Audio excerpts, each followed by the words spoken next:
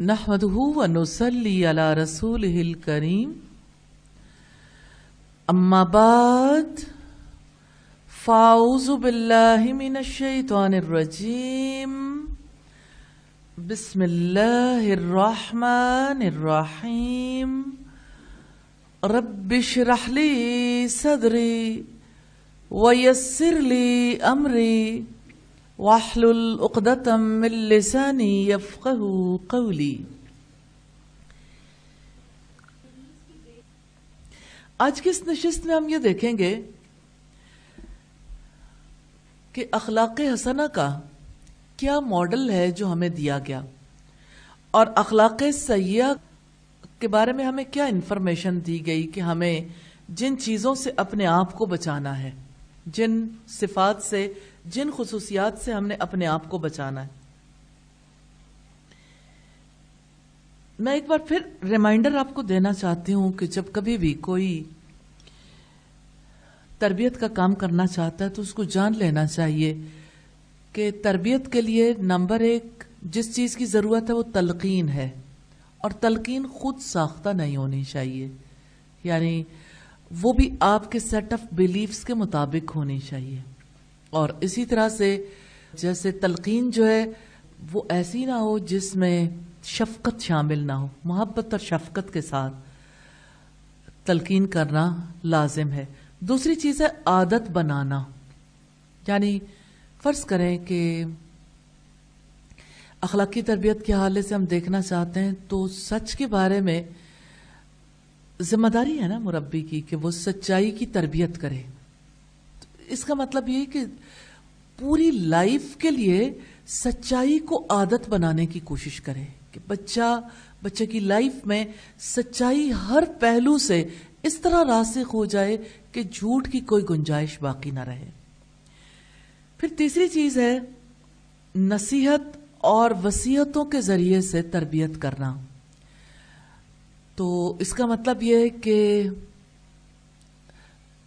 اللہ رب العزت نے جو کچھ کسی خاص خلق کے بارے میں ارشاد فرمایا، نبی صلی اللہ علیہ وسلم نے اس کے بارے میں جیسے تلقین کی، جیسے آپ صلی اللہ علیہ وسلم نے تربیت کی، اور پھر یہ ہے کہ ہمارے اسلاف میں جو خصوصیات پائی جاتی تھیں، پھر جیسے ہمارے انبیاء میں، صحابہ کرام میں، تابعین میں، تو ان کی صفات کو سامنے رکھ کر تلقین کرنا، وصیت کرنا۔ مثال کے طور پر سچائی کے بارے میں یہ وصیت کہ اللہ رب العزت نے انبیاء کی نمایاں خصوصیت بتائی ہے، انہو کان صدیقا نبیا، بے شک وہ سچے نبی تھے۔ کوئی نبوت کے مقام پر نہیں جا سکتا تھا جب تک کہ وہ بالکل پورے طریقے سے سچائی پر کاربند نہ ہوتا۔ تو اس کے لیے دو چیزیں فائدہ دے سکتی ہیں، ایک تو قصہ، سٹوری بہت فائدہ دیتی ہے، اور دوسرے مکالمہ بہت زیادہ نفع مند ہوتا ہے، کیونکہ دیکھیے صرف ایک بار یا دو بار یا 10 بار کہی ہوئی بات بھی ضروری نہیں کہ انسان کی یادوں کا حصہ بن جائے۔ بعض اوقات کوئی غور سے سنتا ہے، بعض اوقات اسے توجہ نہیں دیتا، لیکن آپ جانتے ہیں کہ مکالمے کی صورت میں یعنی وہ چیز زیادہ اندر اتر جاتی ہے۔ جیسے 1 to 1 آپس میں ماں اور بچے کا یا باپ اور بچے کا مکالمہ ہو رہا ہو، کسی چیز کے بارے میں کچھ پوچھا جائے، کچھ بتایا جائے، یا باقاعدہ طور پر کسی اور کے ساتھ کوئی مکالمہ کر کے کسی کے سامنے صورتحال واضح کی جائے، تو مکالمہ بہت زیادہ ہیلپ کرتا ہے۔ ان چیزوں کو ضرور آپ سامنے رکھیں گے۔ اسی طرح سے ضرب المثل سامنے رکھنا بہت ضروری ہے، ضرب الامثال کو۔ پھر اسی طرح سے کہیں مطابقت پیدا کرنے کی کوشش سے، کہیں ایک دوسرے سے سبقت لے جانے کے جذبے سے، مسابقت سے، پھر اسی طرح سے مشاہدہ اور ملاحظہ سے تربیت کرنا، مشاہدے سے کسی چیز کو آبزرو کروا کے۔ اور پھر یہ ہے کہ جیسے آج کے دور کی چیزیں بھی ہو سکتی ہیں، لیکن کائنات کے اعتبار سے بھی اور لوگوں کے معاملات کے اعتبار سے بھی، لیکن بہت ساری چیزیں ایسی ہوتی ہیں جو گزشتہ لوگوں کے حالات و واقعات سے بھی سامنے رکھی جا سکتی ہیں۔ مثلا میں سچائی کی بات آپ کے سامنے رکھنا چاہتی ہوں. جن لوگوں نے اپنی زندگی میں سچائی کو اختیار کیا اور سچائی کے طریقے پر کاربند رہے، اللہ پاک نے ان کی اچھی مثالیں چھوڑی ہیں، جیسے ابراہیم علیہ السلام کی مثال، جیسے سارے انبیاء کی مثالیں.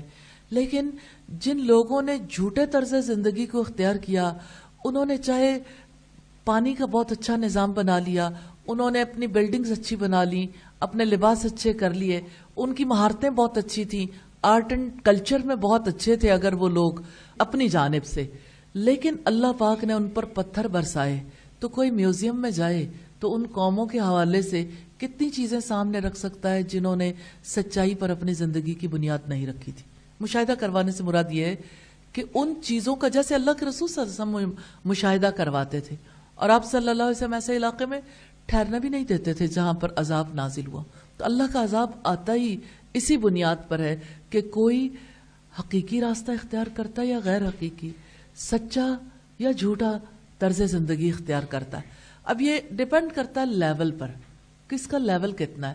لیکن میں آپ کو دلچسپ بات بتانا چاہتی ہوں کہ ہم جس وقت چھوٹے تھے تو اپنے والد صاحب کے ساتھ جب کبھی ہم سینما ہاؤس کے پاس سے گزرتے، ایوری ٹائم وہ ضرور ہمیں میسج دیتے تھے، شیطان کا گھر ہے. اب ہمارے دلوں میں اس قدر زیادہ یعنی وہ بات بیٹھ گئی کہ اگر کہیں اتفاقاً نظر بھی پڑتی تھی تو وہ سب لوگ شیطانی نظر آتے تھے. ایون یعنی کہ میں بہت بڑے ہونے تک میرے ذہن میں ان پکچرز کو اور اس سٹائل کو دیکھ کے یوں لگتا تھا کہ شیطان ایسا ہوتا ہے. تو جو نصیحت ہے، تلقین ہے، مشاہدہ کروانا ہے، اثر رکھتا ہے اور زندگی میں تبدیلی لے کے آتا ہے. تو ان طریقوں کو ہر صفت میں سامنے رکھنا، اور اب آپ میرے ساتھ شامل ہوں گے انشاءاللہ تعالی. لیکن اگر کسی بھی طریقے سے بچے کے اندر تبدیلی نہیں آ رہی تو سزا بھی دی جا سکتی ہے، سزا دی جا سکتی ہے. ایک بار ایسا ہوا کہ نبی صلی اللہ علیہ وسلم کے پاس کسی نے انگور یا کھجوریں کافی مقدار میں جو ہے بھیجی. جیسے آپ کیلے کا لونگر دیکھتے ہیں نا، ایسے ہی کھجوروں کے گابھے ہوتے ہیں، اور ایسے ہی انگوروں کے بھی جو ہے وہ یعنی ایک جگہ پر جب رکھے جاتے ہیں تو اس کو بھی ایک خاص نام دیا جاتا ہے، مجھے اس وقت ذہن میں نہیں ہے میرے. تو آپ صلی اللہ علیہ وسلم کے پاس جس وقت وہ پھل آیا تو آپ نے دیکھا کہ انگور ہی تھے. تو آپ صلی اللہ علیہ وسلم نے دیکھا کہ کچھ پھل کھایا ہوا ہے، تو آپ نے بچے کے کان پہ ہاتھ رکھ کے کہا خائن، کہ تم نے خیانت کی ہے، خیانت کار ہو. اب آپ دیکھیں کہ عین موقع پر اگر کوئی احساس دلا دیتا ہے کہ آپ نے جرم کیا ہے اور کوئی چھپا دیتا ہے، دونوں کے اثرات ایک برابر نہیں ہوتے. جو اس کا ٹریٹمنٹ کر دیتا ہے تو دوسرے کے دل میں اس نے کوشچن مارک تو لگا دیا نا، اور جو اس کا ٹریٹمنٹ نہیں کرتا، اس کو چھپا دیتا ہے، تو وہ برائی چھپتی تو نہیں ہے، بڑھتی ہے، وقت کے ساتھ ساتھ اس میں اضافہ ہوتا ہے. اس وجہ سے اپنا رول مربی کو بر وقت ادا کرنا چاہیے. تو رول ادا کرنا سیکھنا ہے بیسیکلی، ورنہ اخلاق کو تو آپ لوگ پڑھ چکے ہیں الحمدللہ، اور آپ اس کے بارے میں بہت کچھ جانتے ہیں. لیکن ہم جس وقت آج دوبارہ اس کو شروع کریں گے تو ایک بار پھر اسی طرح سے اس کو وہ ڈسکس کریں گے، کیونکہ اب ہم نے کسی اور اسپیکٹ سے اسے دیکھنا ہے انشاءاللہ تعالی. تو پہلی چیز ہم دیکھیں گے کہ اخلاقیات میں سب سے بنیادی خلق کون سا ہے اور اس کے مقابلے میں سب سے بڑی برائی کون سی ہے.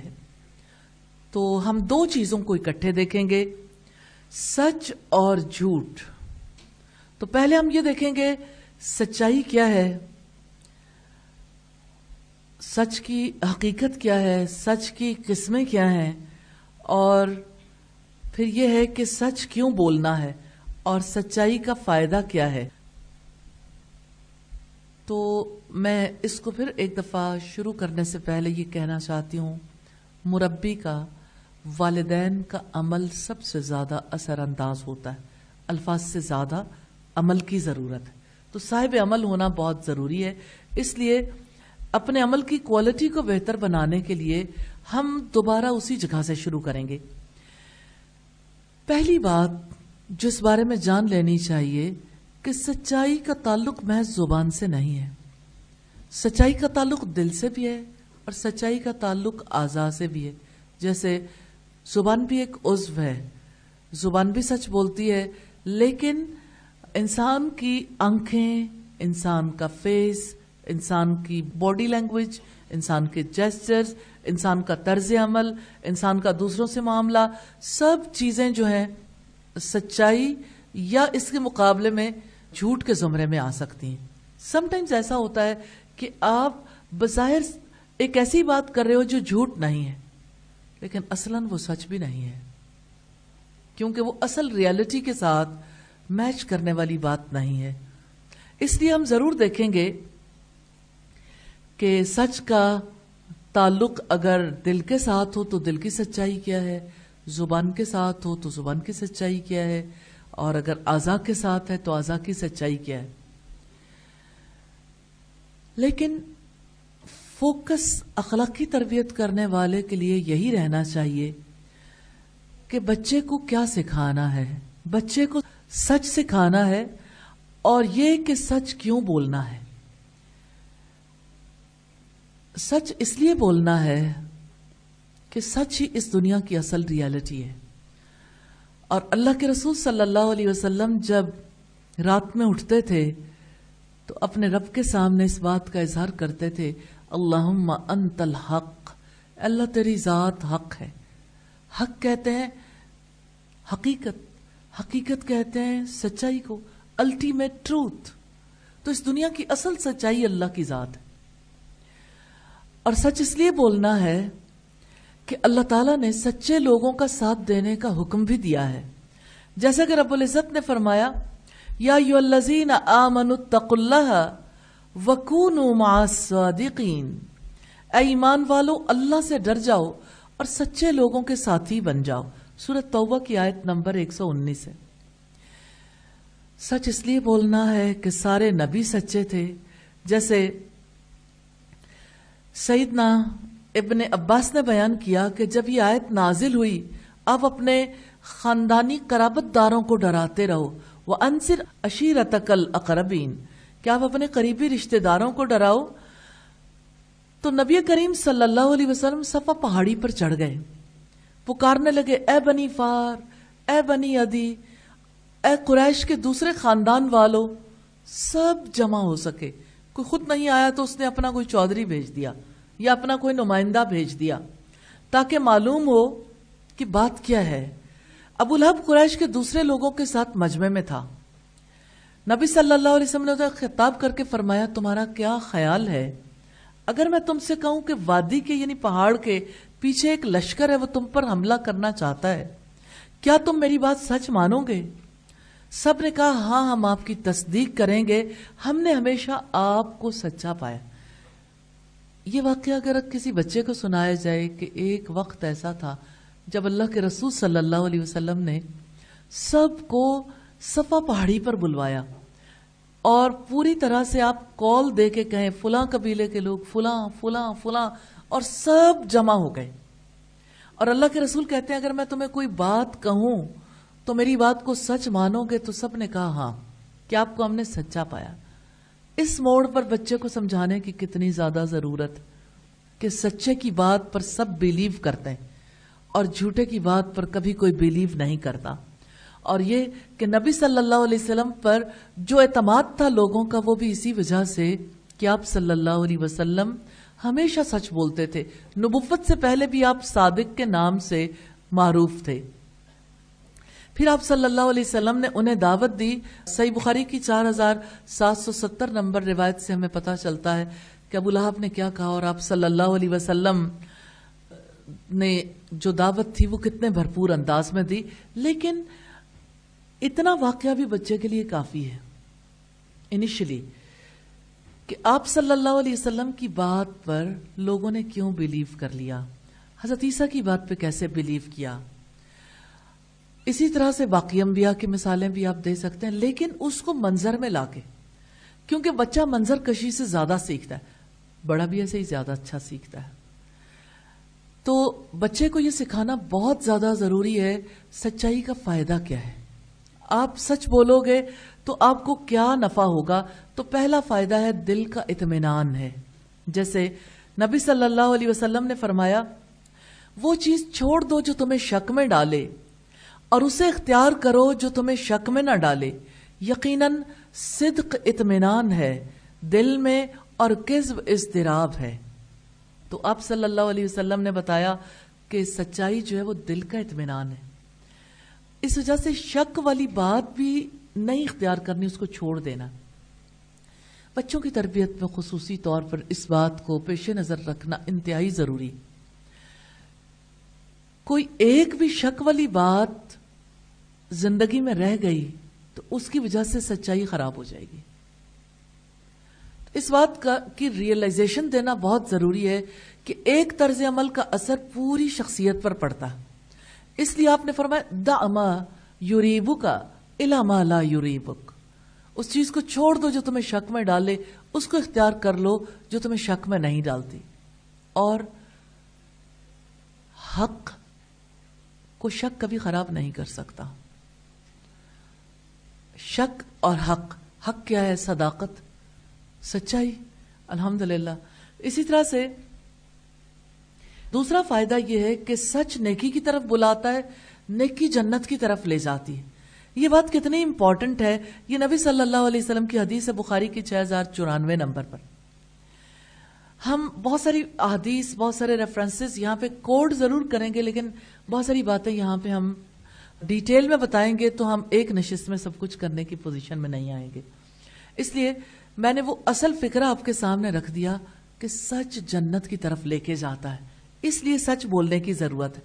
کوئی انسان سچ کے راستے پہ نہ چلے تو کبھی جنت تک نہیں جا سکتا. اسی طرح سے بچے کو یہ بھی سکھانے کی ضرورت ہے کہ نبی صلی اللہ علیہ وسلم نے مذاق میں جھوٹ نہ بولنے والوں کے لیے جنت کی ضمانت دی ہے. کیونکہ مذاق میں جھوٹ بولنے والوں کو سب سرٹیفائی کر دیتے، چلو کوئی بات نہیں، یہ تو فلاں نے مذاق کیا تھا، اور لوگ اس کو جسٹیفیکیشن کے طور پر بھی پیش کرتے ہیں کہ میں نے تو مذاق کیا تھا. اب صلی اللہ علیہ وسلم نے فرمایا میں اس شخص کے لیے جنت کے اطراف میں ایک گھر کا ضامن ہوں. سبحان اللہ. جنت کے اطراف میں ایک گھر کا ضامن ہوں جس نے حق پر ہوتے ہوئے بھی جھگڑا چھوڑ دیا اور اپنے حق سے دستبردار ہو گیا. اور اس شخص کے لیے جنت کے درمیان میں ایک گھر کا ضامن ہوں جس نے مزاح کے طور پر بھی جھوٹ نہیں بولا. اور اس شخص کے لیے جنت کے بلند ترین حصے میں ایک گھر کا ضامن ہوں جس کا اخلاق سب سے اعلیٰ ہو، جس کا اخلاق بہت اچھا ہو. تو آپ دیکھیے کہ جنت کے گھروں کا تعلق اخلاق سے ہے. اسی لیے سیدہ ام سلمہ نے جب پوچھا تھا کہ اللہ کے رسول اگر ایک عورت کے ایک سے زیادہ شوہر ہوں تو وہ جب جنت میں جائے گی تو کس شوہر کے پاس جائے گی؟ تو آپ نے فرمایا جس کے اخلاق سب سے اچھے ہوں. اور پھر فرمایا ام سلمہ اخلاق والے تو جنت کی بہاریں لوٹ کر لے گئے. تو حقیقت یہ ہے کہ جنت اخلاق والوں کے لیے ہے. اسی طرح بچے کو یہ سکھانا ضروری ہے کہ قیامت کے دن اللہ تعالیٰ سچائی کا بدلہ دیں گے. ایسی بات نہیں کہ آپ دنیا میں سچ بولتے رہو اور کوئی دنیا میں اس کا بدلہ دینے والا نہ ہو تو اللہ تعالیٰ بدلہ نہیں دے گا. اس کی بہت بڑی جزا ہے، جیسا کہ رب العزت نے فرمایا تاکہ اللہ تعالیٰ صدق والوں کو ان کی سچائی کی جزا عطا فرمائے، اور اگر چاہے تو منافقوں کو عذاب دے یا ان کی توبہ قبول کرے. بے شک اللہ بخشش کرنے والا اور بہت ہی رحم والا ہے. پھر بچے کو یہ سکھانا ضروری ہے کہ قیامت کے دن سچائی ہی کام آئے گی. دیکھیں سچائی کا بدلہ ملے گا قیامت کے دن، اور سچائی ہر فیلڈ میں کام آئے گی، یہ بتانا ضروری ہے. اور سورہ المائدہ کی آیت نمبر 119 میں جیسے رب العزت نے فرمایا قال اللہ ھذا یوم ینفع الصادقین صدقہم، یہ وہ دن ہے جس میں سچے لوگوں کو ان کی سچائی نفع دے گی. لہم جنات تجری من تحتها الانہار، ان کے لیے باغات ہیں جن کے نیچے سے نہریں بہتی ہوں گی. خالدین فیہا ابدا، اس میں وہ ہمیشہ رہنے والے ہوں گے. رضی اللہ عنہم ورضوا عنہ، اللہ تعالیٰ ان سے راضی ہو گیا اور وہ اللہ تعالیٰ سے راضی ہو گئے. ذالک الفوز العظیم، یہ سب سے بڑی کامیابی ہے. تو سچائی سب سے بڑی کامیابی تک لے جاتی ہے. پھر بچے کو سچائی کی ترغیب دلانے کے لیے ہیروز کی زندگی کے واقعات سنانے بہت ضروری ہیں. اور انبیاء کی زندگیاں، سب سے بڑے ہیرو تو وہی تھے. تو انبیاء کی زندگیوں سے انہو کان صادق الوعد.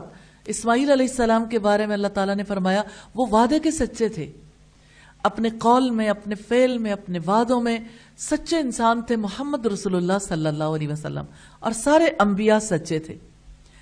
پھر آپ اس کے اپوزٹ پر اگر جا کر دیکھیں تو والدین کو اپنے طرز عمل کو بدلنے کی سخت ضرورت ہے، اس لیے کہ جھوٹ تو والدین ہی سکھاتے ہیں. معذرت کے ساتھ سب سے پہلا جھوٹ والدین ہی سے سیکھتے ہیں. جب اپنے گھر میں پیش آنے والے معاملات میں حقیقت کے خلاف بات کہنے کے لیے بچے کو تیار کیا جاتا ہے. مثال کے طور پر گھر میں ہیں اور باہر آنے والوں سے ملنا نہیں چاہتے تو بچے سے کہا جاتا ہے جاؤ کہہ دو گھر پہ نہیں ہے. تو والد اگر گھر کے باہر کسی کی کال پر نہیں جا سکتے تو اس کے لیے جھوٹ کا ایمبیسیڈر کس کو بنایا؟ بچے کو. تو بچے کو تو پتا چلے گا کہ میرا مقام تبھی بلند ہو سکتا ہے اور میں والد کا بھی ایمبیسیڈر جھوٹ کی بنیاد پر بن سکتا ہوں. تو نیچرلی اس کی زندگی میں سچائی آنے کے چانسز ہی ختم ہو جاتے ہیں. اسی طرح سے والدہ کا جو معاملہ ہوتا ہے، ماں کا بھی معاملہ ایسا ہے، اس نے کوئی چیز لے کے آئی، خریدا، ٹوائز خریدے، کپڑے خریدے، جوتے خریدے، کوئی اور چیز خریدی.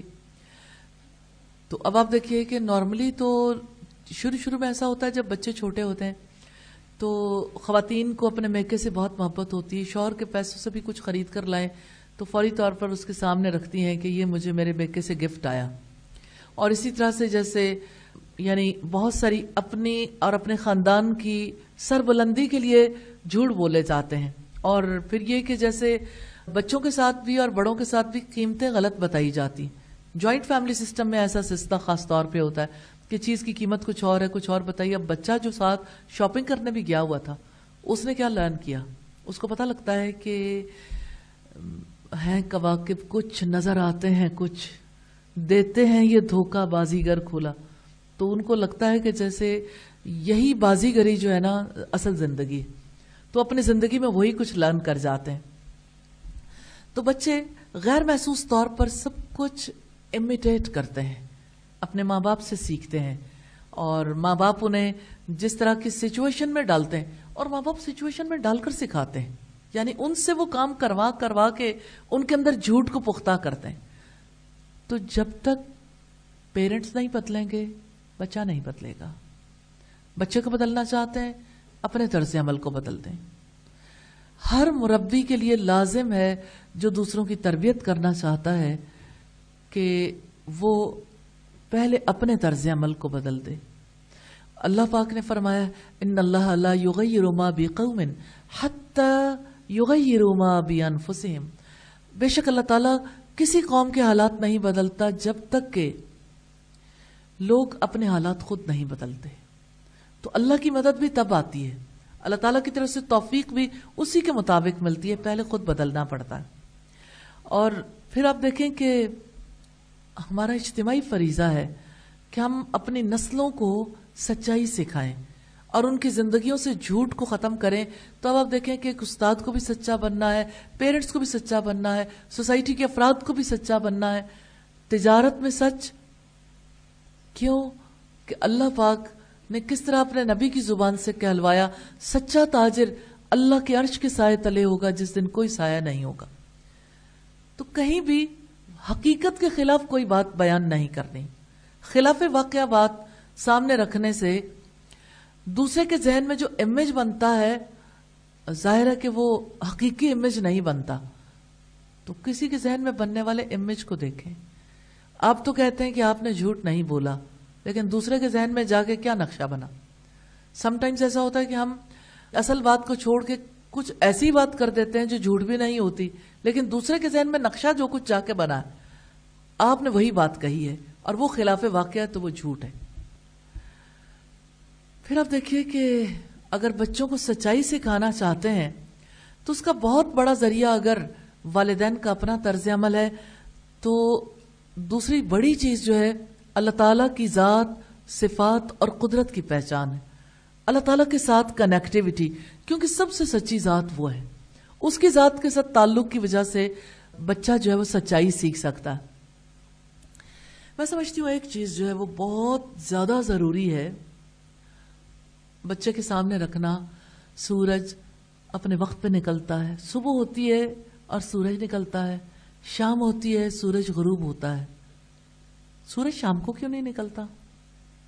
سورج ہمیشہ صبح ہی کیوں نکلتا ہے؟ سورج سچا ہے، سورج نے سچائی کو قبول کیا، وہ کبھی سچائی سے نہیں ہٹتا. اس کی سچائی مشرق سے نکلنے میں، جس دن وہ مغرب سے نکلے گا قیامت آ جائے گی، کیونکہ اس کی ریالٹی ختم ہو جائے گی نا. جس مقصد کے لیے اسے پیدا کیا گیا، بنایا گیا، وہ مقصد ختم ہو جائے گا. تو کائنات کا مشاہدہ کروانے، ستاروں کی گردش ہے، چاند ہے. پھر آپ دیکھتے ہیں جیسے ایک پودا جو گرو کرتا ہے، بچوں کو پودے اگانے کا بہت شوق ہوتا ہے. مٹر بہت جلدی اگتے ہیں اور مٹروں کے دانے یعنی یوں ہی پڑے ہوئے بھی اگ جاتے ہیں. تو ایک ایک چیز سے سچائی سکھائی جا سکتی. آج بھی 1000 سال بعد بھی مٹر نے جب اگنا اس نے ایسے ہی اگنا. یہ سچائی ہے. گندم بوئیں گے تو گندم ہی اگے گی، سچائی ہے. مکھی نہیں اگ سکتی. اور اسی طرح سے زندگی میں جیسے ارد گرد پوری کائنات میں دیکھتے ہیں ہر چیز سچائی پہ چل رہی ہے. اللہ تعالیٰ ہم سے یہ چاہتے ہیں کہ ہم بھی سچائی پر چلیں، خلاف واقعہ بات بیان نہ کریں، خلاف واقعہ بات کے لیے ایسے جیسچرز نہ دیں، یعنی جس کی وجہ سے دوسرے کے ذہن میں اصل بات نہ جائے بلکہ اصل کے خلاف کچھ اور چلا جائے. اسی طرح سے اپنے معاملات میں سچے ہو جائیں، اپنے تعلقات میں. انبیاء سچے تھے، اللہ کی ذات سچی ہے، اور پھر اللہ تعالیٰ نے زمانے میں جن لوگوں کو پسند کیا ان کی سچائی کی وجہ سے پسند کیا، اور جن کو ناپسند کیا ان کے جھوٹ کی وجہ سے. اور جھوٹ جو ہے اس کے پاؤں نہیں ہوتے، اور جھوٹ کی کوئی جڑ بنیاد نہیں ہوتی، اور جھوٹی بات جو ہے وہ بے بنیاد بات ہے. تو جیسے عمارت بغیر کسی بنیاد کے نہیں ٹھہر سکتی، اسی طرح سے بغیر کسی بنیاد کے جھوٹ کی عمارت بھی نہیں ٹھہر سکتی. تو جھوٹ کا کسی انسان کو فائدہ نہیں ہوتا. پھر دنیا کی بے ثباتی اور آخرت کا یقین دلا کر سچائی پر کاربند کیا جا سکتا ہے. پھر بچے کو نبی صلی اللہ علیہ وسلم کی سچائی کے واقعات سنا کر، انبیاء کے واقعات سنا کر، اور ابراہیم علیہ السلام کا واقعہ جیسے رب العزت نے فرمایا وَاذْكُرْ فِي الْكِتَابِ ابراہیم، آپ اس کتاب میں ابراہیم کا ذکر کیجئے، اِنَّهُ كَانَ صِدِّيقًا نَبِيًّا، بے شک وہ سچے نبی تھے. تو اللہ پاک نے ان کے جانے کے آلموسٹ 4000 سال بعد بھی کہا اس کو یاد کرو جو بہت سچا تھا. تو سچائی کی وجہ سے انسان کا تذکرہ بعد والوں میں بھی باقی رہتا ہے. حضرت ادریس علیہ السلام سچے نبی تھے، اور اس کا تذکرہ ہمیں سورہ مریم کی آیت نمبر 56 اور 57 میں ملتا ہے. پھر بچے کو اپنے اسلاف کے واقعات سنائے جا سکتے ہیں. مثال کے طور پر سیدنا کعب غزوہ تبوک میں شریک نہ ہو سکے تھے. ایک طویل روایت ہے جس میں وہ بتاتے ہیں کہ میں جب شریک نہیں ہوا تو میرے ساتھ کیا معاملہ پیش آیا. کہتے ہیں کہ میں نے سلام کیا نبی صلی اللہ علیہ وسلم کو، آپ مسکرائے، آپ کی مسکراہٹ میں خفگی تھی، ناراضگی تھی. آپ نے فرمایا آؤ. میں چند قدم چل کر آپ کے سامنے بیٹھ گیا. آپ نے مجھ سے پوچھا تم غزوے میں شریک کیوں نہیں ہوئے؟ کیا تم نے کوئی سواری نہیں خریدی تھی؟ میں نے کہا میرے پاس سواری تو تھی. اللہ کی قسم اگر میں آپ کے سوا دنیا کے کسی اور شخص کے سامنے بیٹھ کر عذر پیش کرتا تو میں اس کی خفگی سے، اس کی ناراضگی سے بچ سکتا تھا. مجھے پتا ہے کہ خوبصورت گفتگو کیسے کی جاتی ہے، میں اس سلیقے کو جانتا ہوں، لیکن اللہ کی قسم مجھے یقین ہے کہ آپ کے سامنے اگر میں نے جھوٹا عذر پیش کیا، آپ کو تو راضی کر لوں گا، اللہ کو ناراض کر دوں گا. اور اگر میں سچی بات بیان کر دوں گا آپ ناراض ہوں گے، لیکن اللہ سے مجھے معافی مل جائے گی. اللہ کی قسم مجھے کوئی عذر نہیں تھا. میں اس سے زیادہ کبھی فارغ بھی نہیں تھا، فرصت بھی تھی، پھر بھی میں آپ کے ساتھ شریک نہیں ہوا. کتنے سچے تھے وہ. رسول اللہ نے فرمایا آپ نے سچی بات فرما دی، اچھا اب جاؤ، اللہ تعالیٰ تمہارے بارے میں خود ہی کوئی فیصلہ کرے گا. اور سچ کی وجہ سے اللہ تعالیٰ نے انہیں نجات دی، اور کس طرح سے انہوں نے اللہ تعالیٰ سے سچی توبہ کی اور توبہ کی خوشی میں انہوں نے یہ عہد کیا تھا کہ جب تک زندہ رہوں گا سچ کے سوا کوئی بات زبان پر نہیں لاؤں گا. اللہ کی قسم جب سے میں نے رسول اللہ کے سامنے یہ عہد کیا میں کسی ایسے مسلمان کو نہیں جانتا جسے اللہ نے سچ بولنے کی وجہ سے اتنا نوازا ہو جتنی نوازشات مجھ پر اس سچ بولنے کی وجہ سے ہوئی. اب یہ ایک لائف ہے نا, لائف ایکسپیرینس ہے. بچوں کے سامنے ایسے واقعات رکھے جائیں کہ انہوں نے کیوں سچ بولا تھا, کیونکہ انہیں پتا تھا کہ میں جھوٹ بولوں گا اللہ تعالیٰ کو پتا چل جائے گا, اور اگر اس وقت نبی صلی اللہ علیہ وسلم کو نہیں پتا چلا اللہ تعالیٰ نے انہیں بتا دینا ہے, پھر مجھے کبھی معافی نہیں ملے گی. تو دل سے وہ سچے ہوئے تو اللہ تعالیٰ نے کس طرح ان کی مدد کر دی. انہوں نے یہ بھی کہا اللہ کی قسم اللہ کی طرف سے اسلام کی ہدایت کے بعد میری نظر میں رسول اللہ کے سامنے اس سچ بولنے سے بڑھ کر اللہ کا مجھ پر اور کوئی انعام نہیں ہوا کہ میں نے جھوٹ نہیں بولا, اس طرح اپنے آپ کو ہلاک نہیں کیا جیسا کہ جھوٹ بولنے والے ہلاک ہو گئے. تو نزول وحی کے زمانے میں جھوٹ بولنے والوں پر اللہ نے اتنی شدید وعید فرمائی جتنی شدید کسی اور کے لیے نہیں فرمائی ہوگی. یہ صحیح بخاری کی 4418 نمبر روایت. اس واقعے سے پتہ چلتا ہے کہ انسان کس یقین کے ساتھ مشکلات میں بھی سچ پر قائم رہ سکتا ہے. اب آپ دیکھیں نا کہ ایک چیز کو اپنے عادت بنانا ہے, تو جب کبھی مشکل مقام آتا ہے تو بچے سچائی سے ہٹ جاتے ہیں. اب جب ان کے سامنے کسی مثالی شخصیت کا معاملہ رکھا جائے اور یہ کہ انہیں سچائی نے بچایا تھا تو بچہ سچ بولنے کے لیے تیار ہو جاتا ہے, مشکلات سے نبٹنے کے لیے بھی وہ ڈیسیژن کر لیتا. لیکن بچے کو یہ بھی بتانا چاہیے کہ جب امید ہو کہ اللہ توبہ کرنے والوں کو معاف کر دیتا ہے تو پھر انسان سچ بول لیتا ہے. اگر کہیں غلطی ہو گئی, پیچھے کو خرابی بھی کر لی, توبہ کرنے سے اللہ تعالیٰ معاف کر دیتا ہے. تو سچ بولنے کی توفیق دینا اللہ کا کام ہے اور اللہ کا بہت بڑا انعام ہے جس کو یہ توفیق مل جائے. اسی طرح بچے کی تربیت جائزے کے ساتھ کی جا سکتی ہے, یعنی اس کے بہت چھوٹا ہے تو ماں خود جائزہ لے گی, اور جب وہ بڑا ہوگا تو اس کو بھی اسی طرح سے جیسے آپ کی لائف سٹائل مینجمنٹ ڈائری ہے اسی طرح اس کی بھی ڈائری بنائی جا سکتی ہے جس میں بچہ جو ہے وہ خود اپنے اعمال کا جائزہ لے. میں آپ کو بڑی دلچسپ بات بتانا چاہتی ہوں کہ جب سمر کورسز ہوتے ہیں نا, جیسے تربیتی کورسز اور پلز آف اسلام, اللہ تعالیٰ آپ کو موقع دے تو آپ اس طرح کے کام میں بڑھ چڑھ کر حصہ لیا کریں کیونکہ خود انسان کو نفع بہت ہوتا ہے.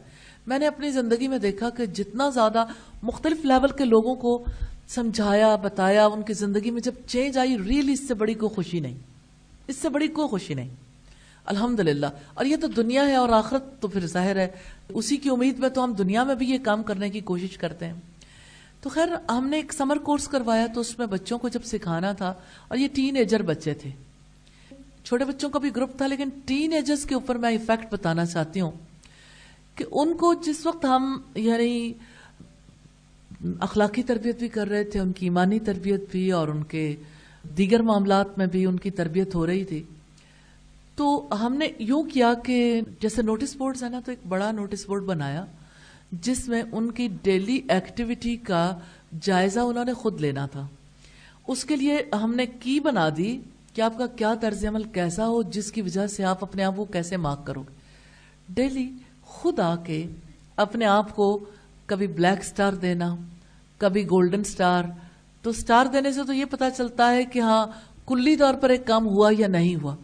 پھر ہم نے یوں کیا کہ ان کے جو سکوئرز ہوتے ہیں نا, ہر نام جیسے اٹینڈنس رجسٹر ہوتا ہے تو اس میں اٹینڈنس مارک کر دی جاتی ہے, لیکن وہ ایک سکوئر ہوتا ہے. تو سکوئر کے حوالے سے ہم نے یہ طے کیا کہ اچھا جتنا سچ بولا ہے اس کو آپ وائٹ رہنے دیں اور باقی حصے کو بلیک کر دیں. اب یہ کہ ایک دن, 2 دن, 3 دن سیاہی کی سیاہی چل رہی ہے کیونکہ اتنی غلطیاں ہو جاتی تھی جہاں پہ نکل ہی نہیں پاتے تھے. پھر یوں لگا کہ تھوڑی تھوڑی سفیدی آنی شروع ہوئی, تھوڑا اور پوری کلاس کا ایک وہ طرز عمل تھا نا, اس کا ایک چیک لسٹ تھی اور پوری کلاس کا پورے مہینے کی ایک چیک لسٹ تھی. تو صاف پتا چل رہا تھا کہ کیسے من الظلمات الی النور والا معاملہ ہو رہا ہے, تاریکی سے روشنی کی طرف الحمدللہ.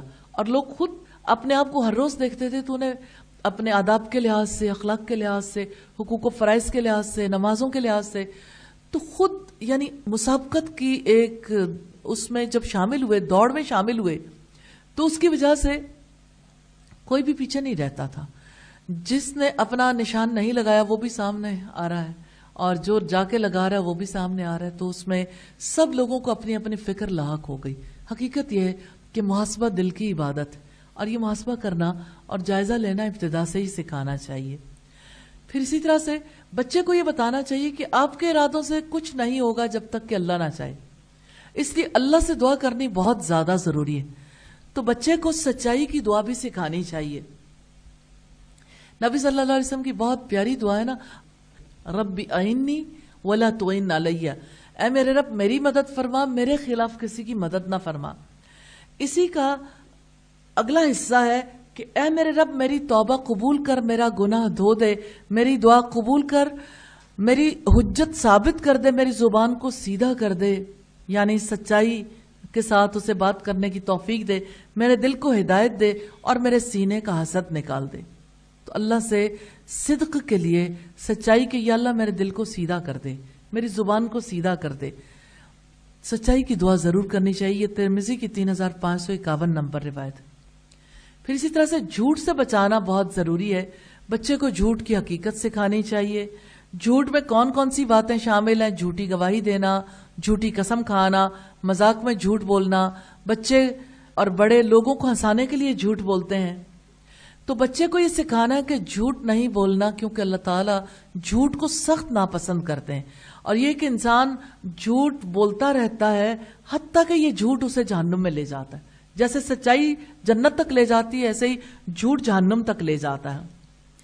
اور اسی طرح سے آپ صلی اللہ علیہ وسلم نے فرمایا کہ انسان ہمیشہ جھوٹ بولتا اور جھوٹ بولنے کی کوشش کرتا رہتا ہے حتیٰ کہ اللہ کے نزدیک کذاب لکھا جاتا ہے. استغفر اللہ. یہ بخاری کی روایت ہے. تو بچے کو جھوٹ بولنے کا نقصان سمجھانا بہت ضروری ہے، اور یہ سکھانا کہ رسول اللہ جھوٹ نہیں بولتے تھے، اور ہمارے سارے ہیروز جھوٹ نہیں بولتے تھے، یعنی انہوں نے جھوٹی زندگی اختیار نہیں کی. احمد ندیم قاسمی نے ایک افسانہ لکھا تھا، گھر سے گھر تک. آپ لوگوں میں سے بہت سارے لوگوں نے پڑھا ہوگا. اس سے یہ پتا چلتا ہے کہ کس طرح سے لوگ ایک ہی کیٹیگری سے تعلق رکھتے ہیں، لیکن جب بچی کا رشتہ کرنا ہے تو رشتہ دیکھنے کے لیے اگر لوگ آتے ہیں تو صوفے کہیں سے پکڑے، برتن کہیں سے پکڑے، اور ہیں کواکب کچھ نظر آتے ہیں کچھ. تو اس میں لوگوں کو دھوکہ دینے کے لیے ایسے کام کیے. تو ظاہر ہے کہ خود بھی تکلیف میں آئے، اور بعد میں جب مسلسل لوگوں نے آنا ہوتا ہے تو آنا جانا جب شروع ہو جاتا ہے تو کہانی کھل بھی جاتی ہے. تو بعد میں جب کہانی کھلنی ہے تو پہلے ہی اسی طرح سے ملنا چاہیے جیسے کوئی ہو. ہماری سوسائٹی میں یہ رویے بڑے کامن ہیں، ٹیڑھا منہ کر کے بات کرنا، پھر اسی طرح سے جیسے عجیب طرح کے جیسز دینا جو سادگی کے ساتھ انسان کے جیسز نہیں ہیں. اسی طرح جیسے ہماری سوسائٹی میں لوگ جو ہیں وہ جو ہوتے نہیں وہ بیان کرتے ہیں، اور بچے بھی لوگوں کے سامنے اسی لیے پھڑے مارتے رہتے ہیں. پھڑے مارنے کا سمجھتے ہیں نا، جو ڈیسنٹ ورڈز ہوتے ہیں وہ آپ کو کم سمجھ آتے ہیں، اور جو سلینگ ہے نا وہ آپ کو زیادہ سمجھ آتی ہے. کامنلی گھر میں یوز ہوتا ہے نا، اسی سے آپ سمجھ لیں کہ سادگی کے ساتھ جو زبان بولی جاتی ہے وہ آپ کو اپنے دل کے قریب لگتی ہے نا، اس کی سمجھ زیادہ آتی ہے. سبحانک اللہم وبحمدک نشہد ان لا الہ الا انت نستغفرک ونتوب الیک. السلام علیکم ورحمۃ اللہ وبرکاتہ.